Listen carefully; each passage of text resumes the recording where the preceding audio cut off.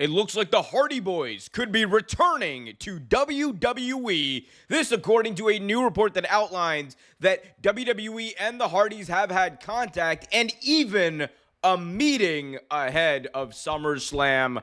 We're going to talk about the full report. We're going to talk about everything you need to know about this situation. When could we see the Hardys? What could they do? And why it makes sense for them to return to WWE. We're also going to get into information about Vince McMahon shared by Michael Cole, something that some people may already know, but would be a surprise to those who haven't been keeping up with the ongoings of WWE commentary over the past 20 plus years, and also an update on Michael Cole's contract. All of that and much more coming up right here in this video, so be sure to smash that like button, subscribe, and hit that notification bell so you get notified whenever a new video is released. All right. Let's talk about the Hardy Boys. So, obviously, Matt and Jeff Hardy, earlier this year, both departed from All Elite Wrestling, are now in TNA, but the big thing about their TNA appearances is that they're wrestling without contracts. They're non-exclusive. They can essentially go and sign exclusive deals wherever, whenever they want, but we are now learning very new information about a meeting that took place on Friday. Here is the quote from PW Insider. Matt and Jeff Hardy met with WWE officials earlier today in Cleveland, Ohio. That is, of course, where SummerSlam is going to be held. Goes on to say, no word on what was discussed, but some content was filmed to be rolled out via WWE Digital as well.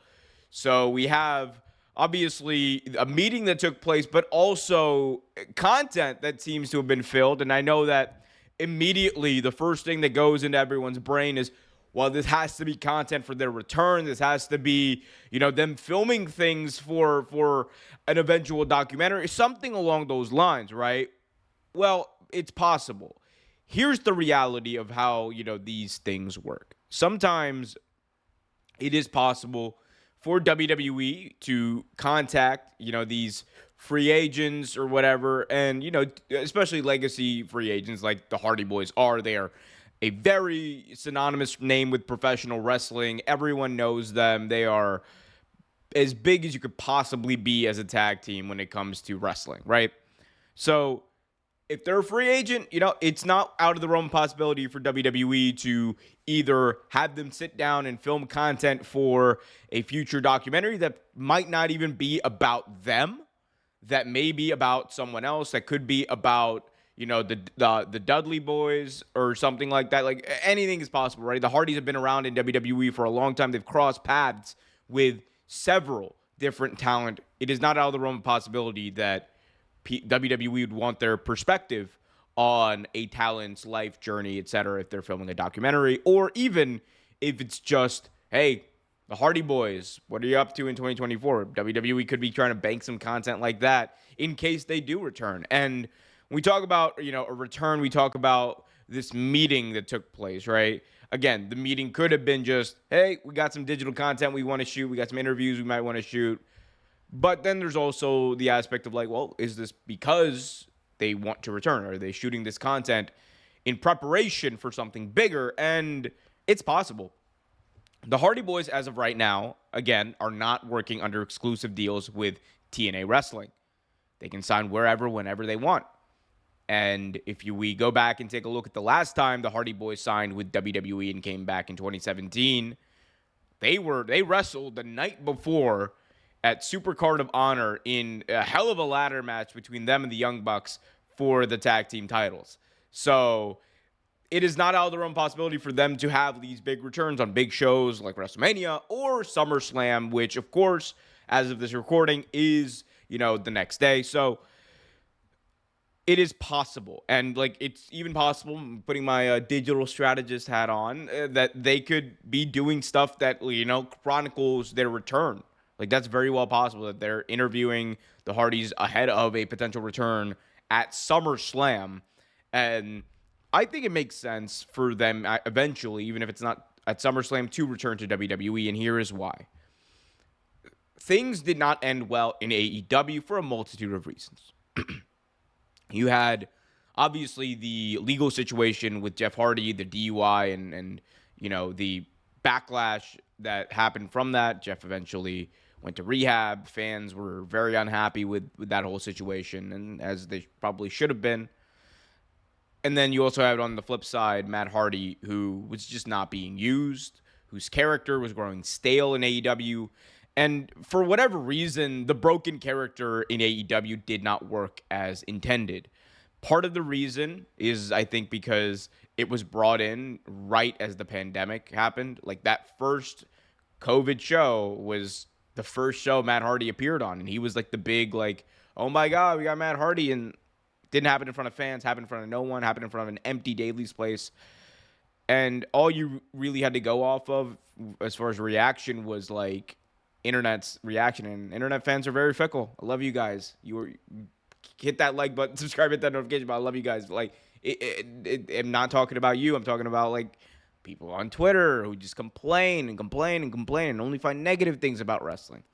The reason why that didn't work also is just because maybe like AEW, the product is less interested in that more spiritual, supernatural, spooky stuff. And, it's a sports-oriented product.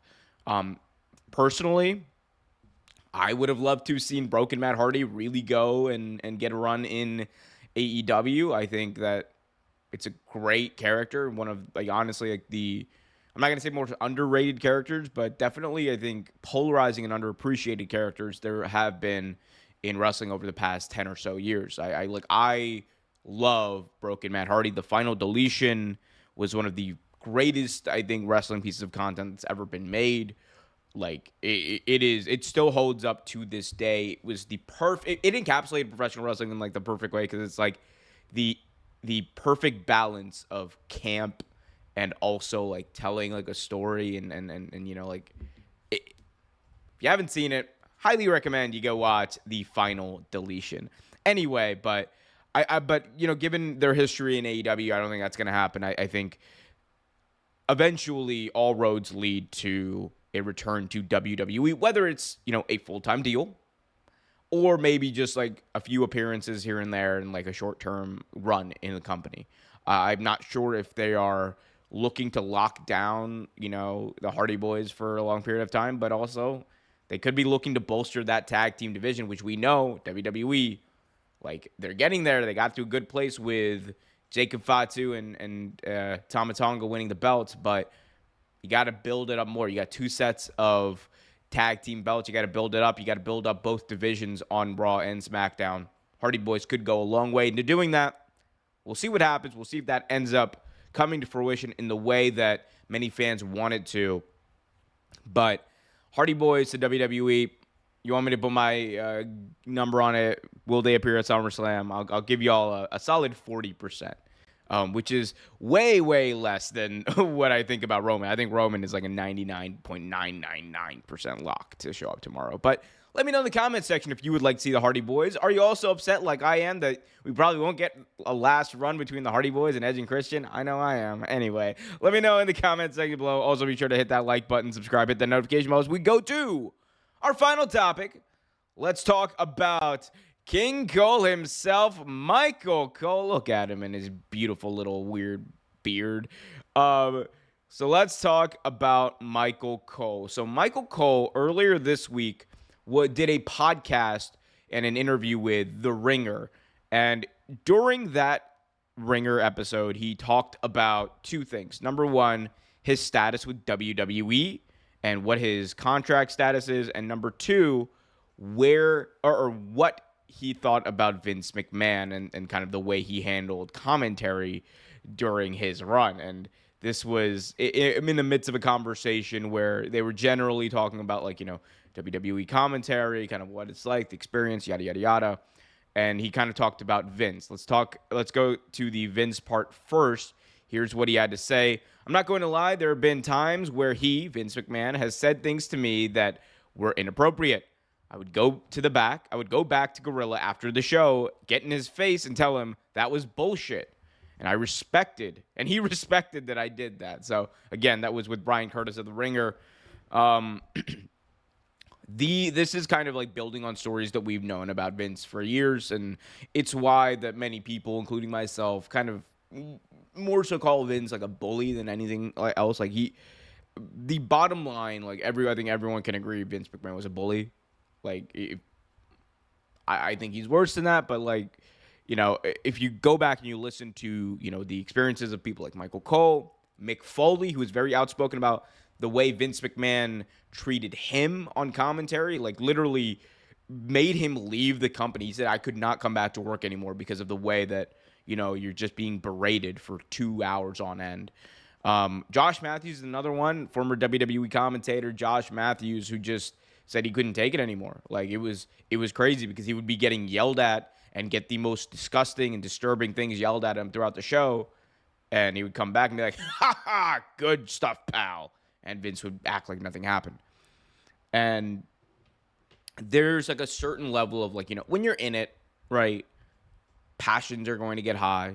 You're going to, like when you're doing a job, you're doing a production, especially a live production, it is not out of the realm of possibility or, believability or whatever that you're going to like maybe take things a little bit too far sometimes, or you're going to yell that happens.